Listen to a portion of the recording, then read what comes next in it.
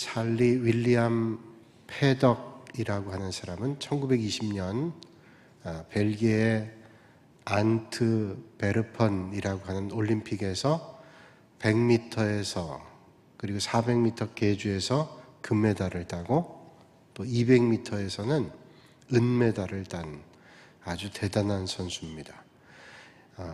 이분이 올림픽을 끝내고 미국 클리브랜드의 고등학교에서 연설을 했습니다.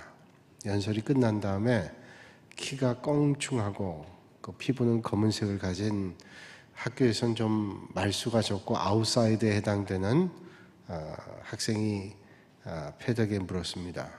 저도 지금 육상을 하는데 저도 열심히 하면 올림픽에 나갈 수 있을까요? 그리고 메달을 딸 수 있을까요? 라고 물었어요. 그랬더니 패덕이 얘기했답니다.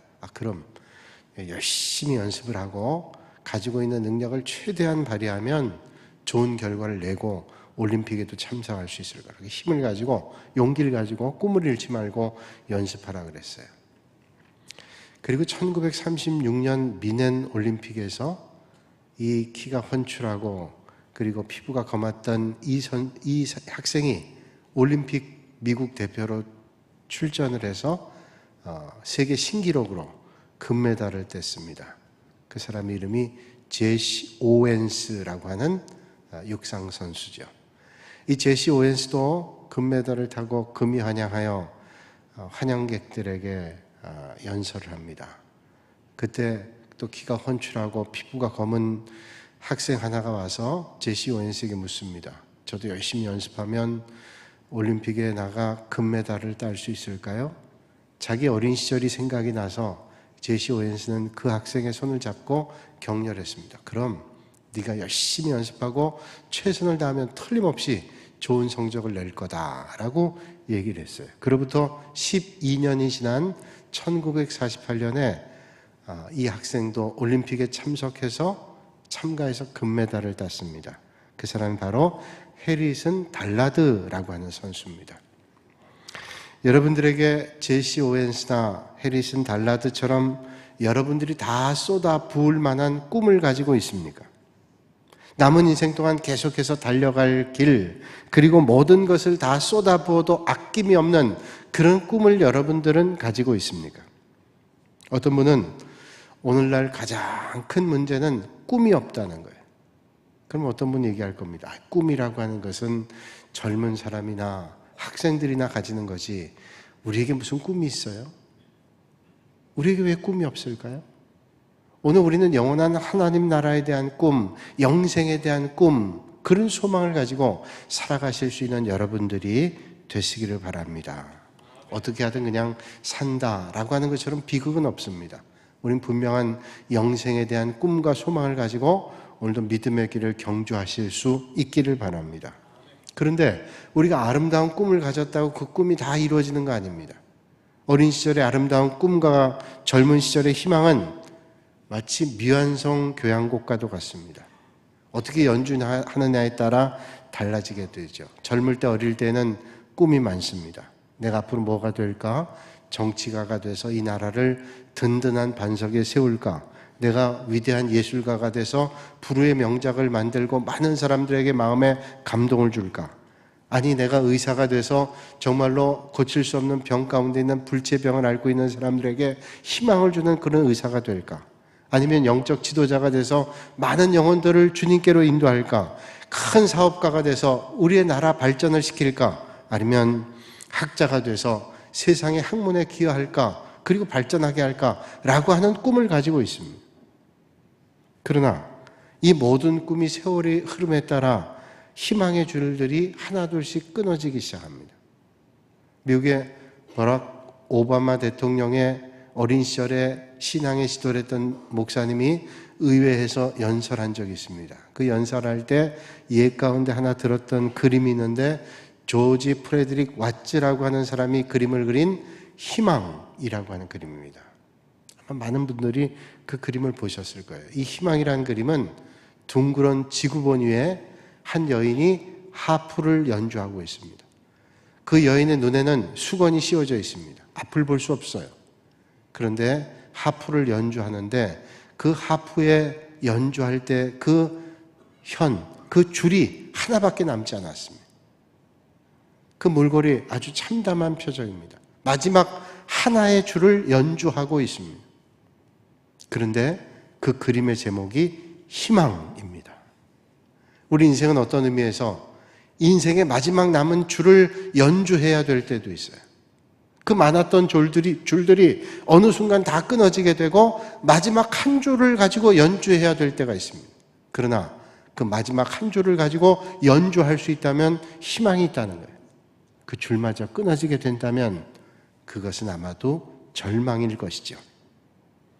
오늘 바울이 우리에게 주시는 하나님의 말씀을 보세요. 바울이 로마에 있는 성도들에게 오늘 편지를 보내죠. 바울은 이런 고백을 합니다. 내가 너희에게 가려 하던 것이 여러 번 막혔더니, 그러면서 여러 해 전부터 언제든지 서바나로 갈 때 너희에게 가기를 바라고 있었으니, 이 말은 뭘까요? 바울은 그 당시에 세상의 끝이라고 하는 서바나, 스페인이라는 나라죠. 그 당시의 사고는 스페인이 끝이라고 생각했습니다.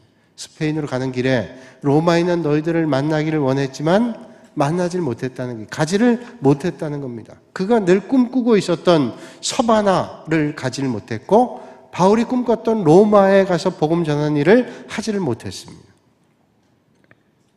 결국 믿음으로 로마에 가게는 됐죠.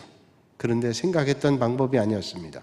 로마에 가는 죄수의 몸으로 마음대로 복음 전할 수 있는 입장에서 로마에 다다른 것 아닙니다. 죄인의 몸으로, 부자유한 몸으로, 억압된 몸으로, 구속받은 몸으로 로마에 도착하여 감옥에 갇혀 있게 됐습니다. 오늘 우리에게도 인생에 그런 경험들을 할 때가 있습니다. 우리도 사도 바울이 서바나를 목표하고 출발한 것처럼 찬란한 꿈을 실현해 보기 위해서 길을 나설 때가 있습니다. 그런데 전혀 예상하지 못했던 길로 인도되기도 하고 답답한 감옥을 만나기도 하고 현실은 캄캄한 어둠 가운데 갇혀있는 그런 인생과 같은 길을 걸어갈 때도 있습니다. 이게 우리가 사는 인생이라는 거죠.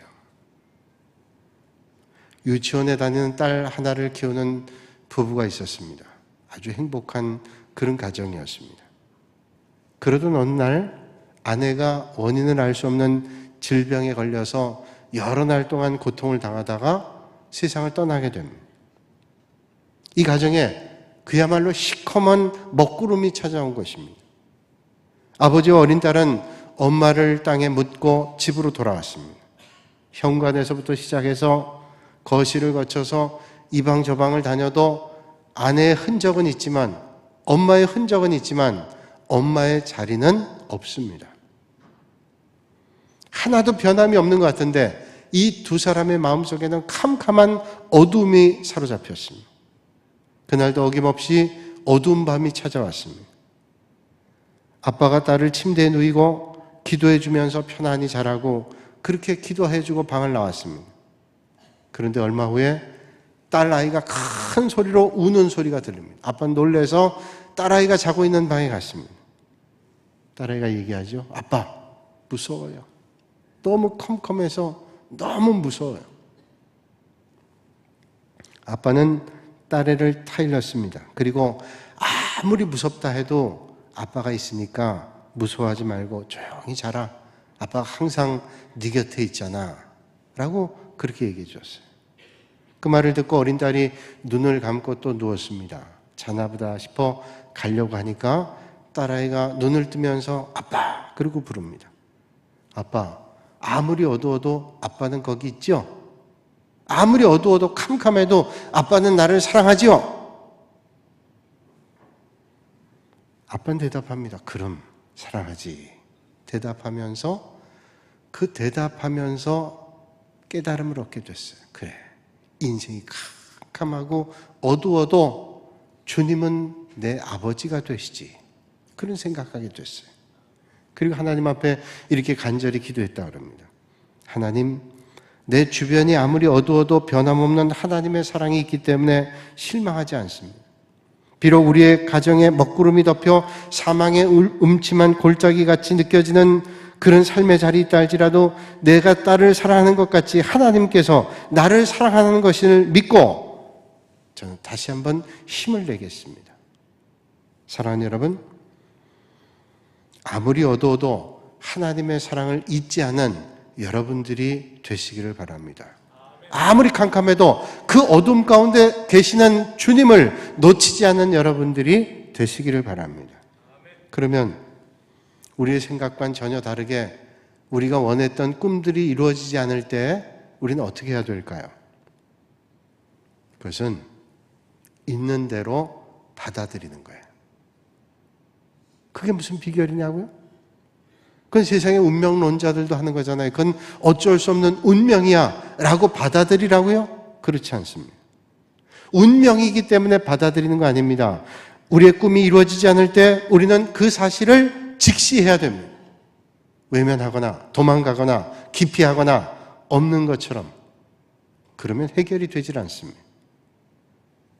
우리는 그때 오늘 내가 만나는 고통과 어둠과 먹구름을 어떻게 하면 이 일들을 통해서 하나님의 뜻을 발견할 수 있을까? 이 내 인생의 먹구름의 자리에서 하나님의 역사하실 그 하나님의 뜻이 뭔가 이거를 찾아야 되는 거예요. 그걸 생각해야 되잖아요. 우리 인생은 하늘에 나는 공중의 새도 그냥 떨어지는 법이 없는데 믿음의 성도들의 삶의 자리에 먹구름이 그냥 있을까요? 생각해 보는 거예요. 이 일들을 통해서 하나님이 어떤 일들을 이루실까? 우리의 꿈이 이루어지지 않는 순간에 생각해 보는 겁니다. 언젠가 미스 아메리카에서 최고로 좋은 성적으로 입상한 화이트 스톤이라고 하는 대학생이 있었습니다. 이 대학생은 한 살 때 디프테리아 예방주사를 맞았는데 그 부작용으로 청각을 잃었습니다. 한 살 때 소리를 잃었어요. 듣지를 못합니다. 그런 장애를 가지고 살았어요. 미스 아메리카에 우승을 했는데 미스 아메리카가 용모를 보고 미모를 보기도 하고 몸매를 보기도 하지만 그것처럼 중요한 것이 그 사람의 교양, 여러 가지 자질 이런 것들을 같이 평가합니다. 사람이 아무리 이쁘고 용모가 뛰어나고 몸매가 좋아도 사람이 좀 이상하면 그거 쓸모없잖아요.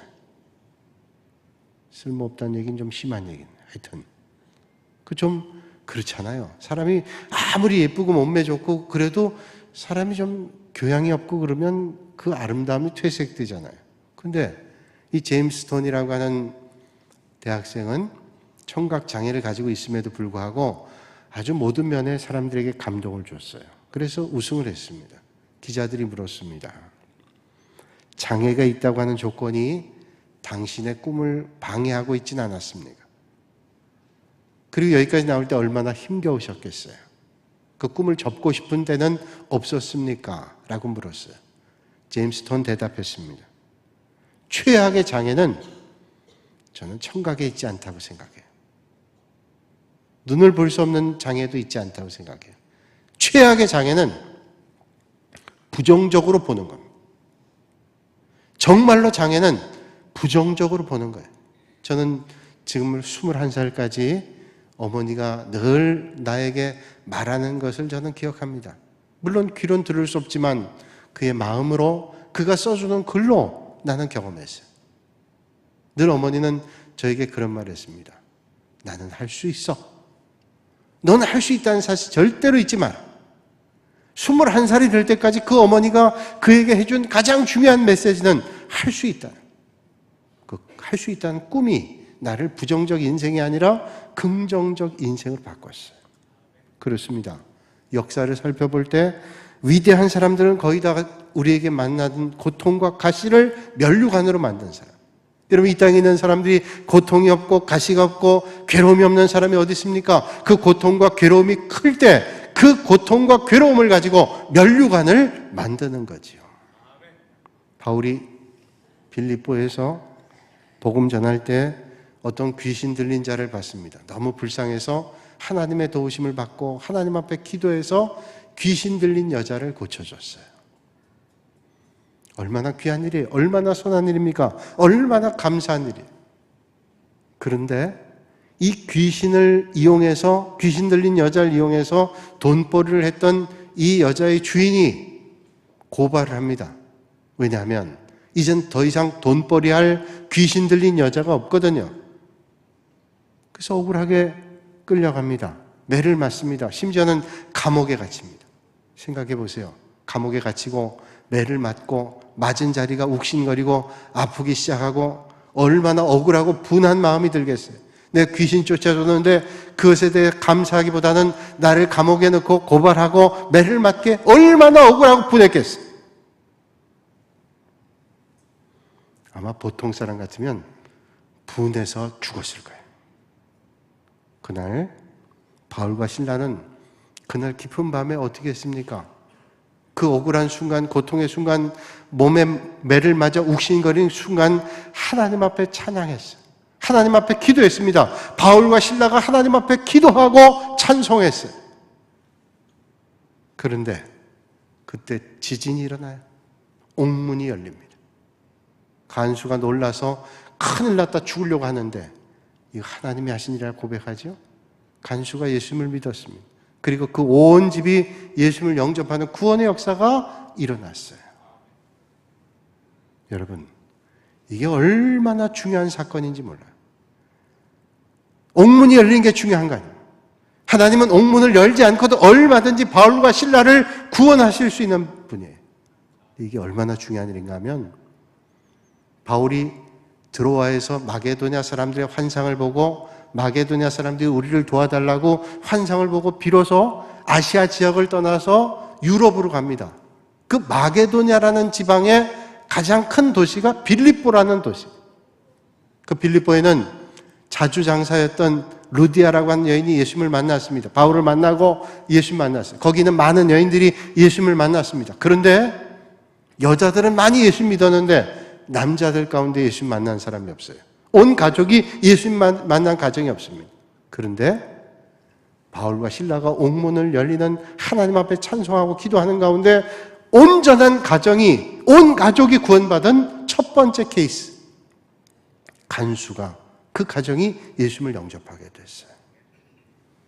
이 가정이 얼마나 바울의 사역을 돕고 섬기고 헌신했는지 몰라요. 이게 하나님의 역사예요. 빌립보 감옥은 그에게 캄캄한 먹구름이 아니고 그의 저주의 땅이 아니라 빌립보 감옥은 하나님의 역사를 만나는 축복의 자리, 꿈이 막힌 게 아니라 꿈이 이루어지는 축복의 자리였다는 거예요. 여러분, 이것만 그러겠어요? 바울의 삶을 통해 볼 때 바울은 자유롭게 활동한 적이 별로 없습니다. 복음 전할 때 그를 비난하고 저주하는 사람들뿐 아니라 그를 죽이겠다고 혈안된 사람들, 또 그를 고발한 사람들, 그로 말미암아 그는 힘겨운 삶을 살고 감옥에 갇히기도 하고 복음 전하는 위협을 전하면서 위협을 당하게 됐어요. 그렇다고 바울의 꿈이 완전히 끊어졌을까요? 그렇지 않습니다. 바울은 감옥에서도 하나님의 역사는 계속됐어요. 그래서 우리는 소위 바울이 전한 편지 가운데 옥중서신이라고 하는 게 있습니다. 에베소서, 빌립보서, 골로새서, 빌레몬서, 옥중서신이라고 그러죠. 그 외에도 디모데전서, 디도서 다 감옥에서 기록했어요. 감옥에서 그는 꿈이 좌절된 게 아니라 하나님의 놀라운 역사를 경험하며 하나님의 일들을 감당하게 된 거예요. 메시아를 작곡한 조지 프레드릭 핸델은 그의 전기에서 이런 말을 기록하고 있습니다.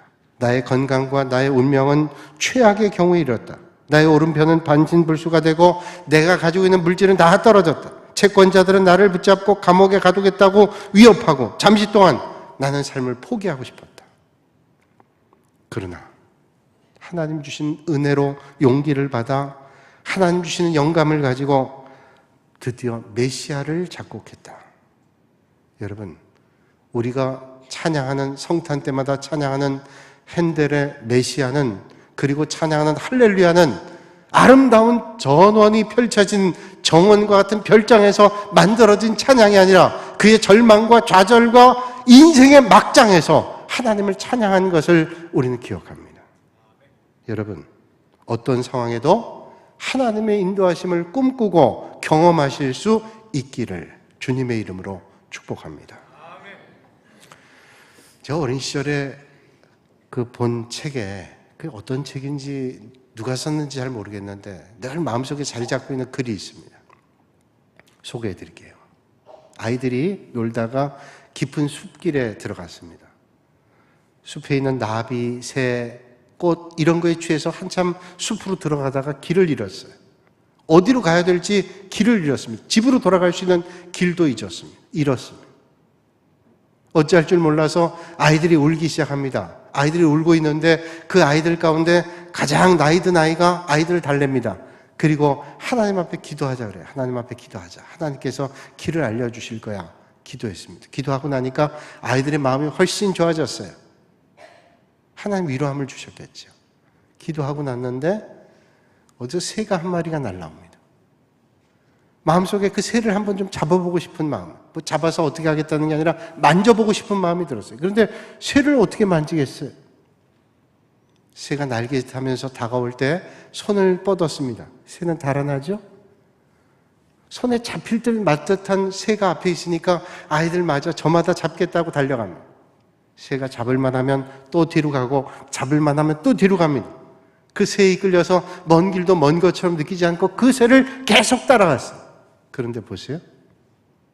이 새를 따라가는 동안 자기들도 모르게 그 숲을 빠져나왔습니다.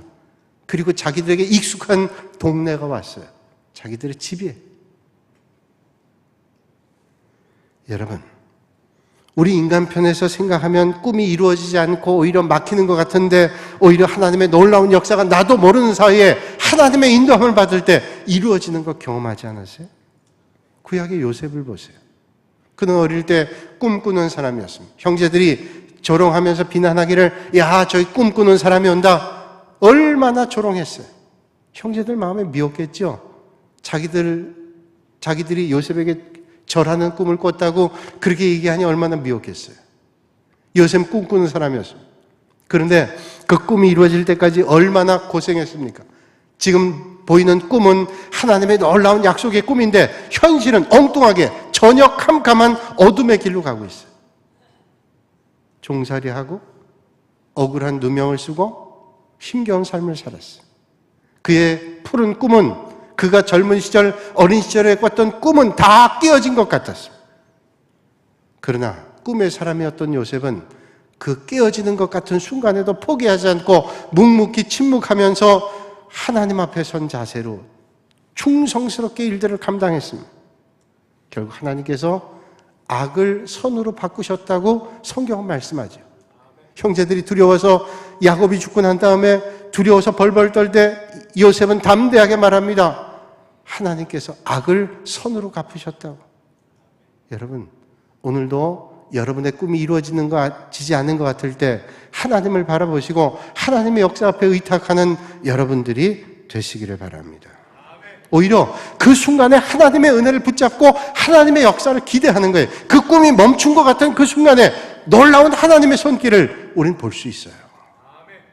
바울의 일생은 그야말로 계속되는 실망의 연속이었습니다. 어떤 면에선 그의 꿈이 하나도 이루어진 것 같지 않습니다. 서바나로 가다가 로마에 가서 복음 전하려고 했는데 서바나는커녕 로마도 가지 못하다 가는데 감옥이었어요. 그는 비두니아로 가기를 원했지만 그게 묵살되는 것 같은 좌절을 겪었습니다. 그는 사명을 가지고 복음 전하면서 복음을 전하는데 강도의 위험을 만나기도 하고 강의 위험과 동족의 위험과 이방인의 위험과 시내와 광야의 바다의 위험을 만나기도 했습니다. 그런데 바울은 뭐라고 고백해요? 어떤 처지에 있든지 나는 자족하기를 배웠다고 고백합니다. 우리가 사방으로 우겨싸움 당해도 쌓이지 아니하며 답답한 일 당해도 낙심하지 아니하며 핍박을 받아도 버림받지 아니하며 거꾸러짐을 당해도 망하지 아니하고 어떻게 그럴 수 있어요? 그는 하나님의 인도하심을 어떤 상황에도 하나님을 향한 그 꿈은 사라지지 않은 것을 믿었어요. 여러분, 그래서 꿈의 사람은 다릅니다. 하나님의 역사하심을 기대하는 꿈의 사람은 어떤 순간에도 좌절하지 않아요. 포기하지 않습니다. 막 살지 않습니다. 절제하며 하나님의 역사를 기대하죠. 이기기를 다투는 자마다 모든 일에 절제하나니 저희는 썩을 면류관을 얻고자 하되 우리는 썩지 아니할 것을 얻고자 하노라. 썩지 않는 면류관을 위해서도 뛰는데, 절제하는데, 영원한 하나님 나라를 소망하는 우리가 왜 참지 못해요? 왜 절제 못합니까? 믿음의 길을 우리는 기대하며 가는 거죠. 세계적인 갑부라고 하는 깁슨이라는 사람이 있습니다. 이 사람은 어려운 가정에서 소위 말하면 자수성가한 사람입니다. 이 깁슨에게 어려운 사람들이 가서 묻기도 해요. 어떻게 하면 잘 살 수 있어요? 부자가 될 수 있습니까? 깁슨이 늘 하는 얘기입니다. 저희는 세 가지 비결이 있습니다. 첫째는 고생과 실패를 두려워하면 안 됩니다. 고생과 실패 없는 사람이 어디 있습니까? 고생과 실패를 두려워하지 마세요. 두 번째는 술을 절대로 마시면 안 됩니다. 절제하란 말이죠. 세 번째로는 하나님의 말씀을 사랑하고 주님을 잘 믿어야 됩니다. 이게 제일 중요한 겁니다. 그 말을 물었던 사람이 다시 질문합니다. 그거야 뭐 뻔한 얘기 아니에요. 그건 저도 알고 있는 얘기입니다. 그게 무슨 비결이 됩니까? 깁슨이 다시 얘기하죠. 세상에 이 비결을 알고 있는 사람 많습니다. 그런데 실천할 줄을 몰라요. 그대로 사세요. 그럼 돼요. 여러분, 꿈의 사람은 낙심하거나 좌절하지 않고 오늘도 하나님의 역사를 기대하면서 믿음의 길 걷습니다. 주님 말씀합니다. 우리가 알거니와 하나님 사랑하는 자 곧 그 뜻대로 부르심을 입은 자들에게 모든 것이 합력하여 선을 이루느니라. 여러분 삶의 자리에 꿈꾸는 여러분의 삶의 자리에 하나님이 역사하셔서 합력하여 선을 이루시는 하나님의 은혜를 오늘도 이 아침에 만나실 수 있기를 주님의 이름으로 축복합니다. 이제 바울이 마지막으로 기도를 요청합니다. 믿음의 성도들에게 가장 큰 힘 뭐예요? 기도잖아요. 오늘 본문 제가 본문에 넣지 않았지만 30절 말씀 같이 읽으려고 제가 안 놨어요. 30절. 오늘 본문 이후에 30절 말씀 같이 한번 읽습니다. 시작. 형제들아, 내가 우리 주 예수 그리스도로 말미암고 성령의 사랑으로 말미암아 너희를 권하노니 너희 기도에 나와 힘을 같이하여 나를 위하여 하나님께 빌어 기도해달라는 거예요. 내가 하나님의 역사, 하나님의 꿈을 이루기 위해서 기도해달라는 거예요. 간절한 기도, 마치 그 앞길의 모든 어려움들을 예견한 것 같이 하나님께 도움을 구하고 있습니다. 어쩌면 마지막이 될지도 모를 서바나 선교와 예루살렘 방문 때 닥칠 고난 위해서 기도해달라는 거예요. 여러분, 오늘도 우리가 꿈꾸는 믿음의 꿈을 이루기 위해서 하나님 앞에 기도해야 됩니다. 하나님 도와주셔야 하나님의 역사가 일어나게 되는 줄로 믿습니다. 예수님 이후에 가장 위대하게 쓰임받은 사람이 바울입니다. 그에게도 기도가 필요했습니다. 하나님의 능력으로 귀신을 쫓아내고 손수건이나 앞치마를 가져다가 병든 사람에게 얹기만 하면 병이 낫기도 하고 마귀가 쫓겨나고 수많은 사람들 앞에 담대히 말씀을 전하고 능력을 전하고 놀라운 하나님의 역사를 경험하고 전했음에도 불구하고 다른 사람의 기도가 필요했다는 거예요. 여러분, 믿음의 꿈을 꾸며 기도하고 기도하시는 여러분들 되시기를 바랍니다. 1970년에 우주를 향해서 아폴로 13호가 날아갔습니다. 미국의 과학자들은 아폴로 13호를 쏘면서 이런 말을 했어요. 이 아폴로 13호는 현대 과학의 걸작품입니다. 이것은 매우 정교하고 완벽합니다. 이게 고장날 확률은 100만 분의 1입니다. 이 말은 절대로 고장나지 않습니다. 이런 말이에요. 모든 사람의 확신 가운데 아폴로 13호가 하늘을 향해 힘차게 날아갔습니다. 그런데 지구로부터 2만 마일을 벗어나지 못한 지역에서 고장이 났습니다. 산소통이 터지고 말았어요. 다행히 폭발하진 않았지만 이게 더 우주로 항해할 수도 없고 문제는 돌아올 수도 없어요. 본부인 휴스턴에서 난감했습니다.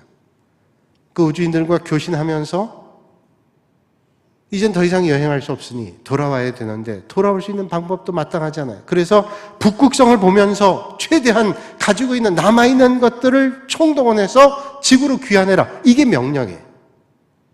방법은 몰라요. 그때 미국의 닉슨 대통령은 전 국민에게 함께 기도하자고 호소했습니다. 아침 9시에 모든 국민들이 그 아폴로 13을 위해서 기도하십시다. 대통령부터 국무위원들, 국회의원, 군인, 학생, 어린이 모든 사람들이 합심해서 기도했습니다. 기적이 일어났어요. 아폴로 13호가 무사히 태평양에 떨어졌습니다. 그때 그 우주선에서 연결된 군함이 도착했어요. 미군 군목이 나가서 우주인들을 맞았습니다. 그리고 갑판 위에서 그 우주인들과 함께 군목이 무릎 꿇고 기도하는 것이 그 당시 미국의 타임즈의 표지의 사진으로 나왔어요. 그 당시에 사령선의 조종사였던 잭 스와이거트라는 사람은 기자들의 인터뷰에 이런 말을 했습니다. 우리들은 지구에 계신 여러분들과 함께 하나님께 열심히 기도했습니다. 우리가 돌아올 수 있었던 것은 하나님의 인도하심이고 여러분들의 기도의 힘이었던 것을 우리는 믿습니다. 여러분, 한 사람의 기도보다 두 사람의 기도 소리가 큽니다. 두 사람의 기도보다 10사람의 기도 소리가 큽니다. 물론 하나님께서 한 사람의 기도도 들어주십니다. 그런데 함께 부르짖어 기도하는 기도를 하나님은 급하게 응답해 주실 거예요. 오늘 여러분, 꿈꾸는 꿈이 이루어지지 않는다고 낙심하지 마세요. 그 일들을 통해서 가장 놀라운 것으로, 가장 위대한 것으로, 가장 훌륭한 것으로 역사하실 주님을 기대하며 오늘도 믿음의 꿈을 꾸시는 여러분들이 되시기를 주님의 이름으로 축복합니다. 전능하신 아버지 하나님, 지난 한 주간 동안도 하나님 큰 사랑 가운데 저희를 인도하여 주시고 오늘 이 아침에 우리가 때로는 만나는 꿈이 좌절될 때 포기하지 않고 하나님의 역사를 기대하여 더 놀라운 것으로 만나는 축복의 결단이는 이 아침이 되게 하여 주시옵소서. 낙심하지 아니하고 좌절하지 아니하고 주님 바라볼 때 이루실 주님을 기대하며 오늘도 믿음의 길 당당히 걷는 주의 백성들이 되게 하여 주시옵소서. 예수님의 이름으로 기도하옵나이다. 아멘.